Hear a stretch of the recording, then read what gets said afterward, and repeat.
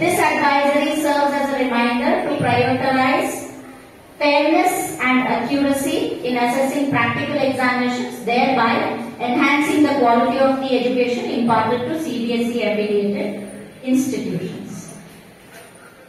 So, ಇದು press note ಆಗಿ release ಮಾಡಿದ್ದಾರೆ.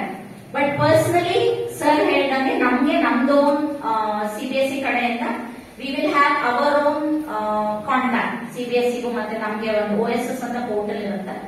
ಪ್ರತಿ ವರ್ಷ ನಮ್ದು ಏನು ತಿಳ್ಕೋಬೇಕಾಗಿರೋ ಮಾಹಿತಿ ಅಂತಂದ್ರೆ ಇಂಟರ್ನಲ್ ಅಸೆಸ್ಮೆಂಟ್ ಬಗ್ಗೆ. ಈಗ ಮಕ್ಕಳು 100 marks paper, but thing is 80 marks theory ಬರೀತಾರೆ, 20 ಮಾರ್ಕ್ಸ್ ಮಾತ್ರ ಏನಾಗಿರುತ್ತೆ internal assessment. So internal assessment ಅಂತಂದ್ರೆ ಪ್ರತಿ ಶಾಲೆನೂ ಮಗುವಿಗೆ ಮಾರ್ಕ್ಸ್ ಕೊಡ್ಬೇಕಾಗಿರುತ್ತೆ. ಐದರ್ ಅದು ಪ್ರಾಕ್ಟಿಕಲ್ಸ್ ಬೇಸ್ಡ್ ಆಗಿರ್ಬೋದು, ಇಲ್ಲ ಅಂತಂದ್ರೆ ಅವ್ರಿಗೆ ಆಕ್ಟಿವಿಟಿ ಮಾಡಿಸಿರೋ ಮೂಲಕ ಬೇಸ್ಡ್ ಆಗಿರ್ಬೋದು, ಇಲ್ಲ ಅಂತಂದ್ರೆ ಅವ್ರಿಗೆ ನೋಟ್ಬುಕ್ ಕಾಂಪಿಟೇಷನ್ ಅಂತ ಇರುತ್ತೆ. ಮತ್ತೆ ಆ 20 ಮಾರ್ಕ್ಸ್ ನ ಏನಾಗಿದೆ ಅಂತಂದ್ರೆ ಅವ್ರು ನಮ್ಗೆ ಡಿವೈಡ್ ಮಾಡಿರ್ತಾರೆ.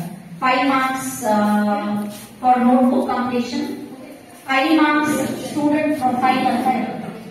ಅಂದ್ರೆ ಮಗು ಹೇಗಿರುತ್ತೆ ಶಾಲೆಯಲ್ಲಿ, ಟೀಚರ್ಸ್ ಜೊತೆ ಮಗು ಸಂಬಂಧ ಹೇಗಿದೆ, ಬೇರೆ ಕ್ಲಾಸ್ಮೇಟ್ಸ್ ಪಿಯರ್ಸ್, ಪಿಯರ್ ಜೊತೆ ಮಗು ಸಂಬಂಧ ಹೇಗಿದೆ, ಆಕ್ಚುಲಿ ಅವ್ರ ಪ್ರೊಫೈಲ್ ರೆಡಿ ಮಾಡ್ಬೇಕು ನಾವು, ಅದಕ್ಕೆ 5 ಮಾರ್ಕ್ಸ್ ಇರುತ್ತೆ. So personal profile 5 marks, 5 marks ಅವ್ರದ್ದು ನೋಟ್ಬುಕ್ ಕಾಂಪಿಟೇಷನ್. ಇನ್ 10 ಮಾರ್ಕ್ಸ್ ಏನಾಗುತ್ತೆ ಅಂತಂದ್ರೆ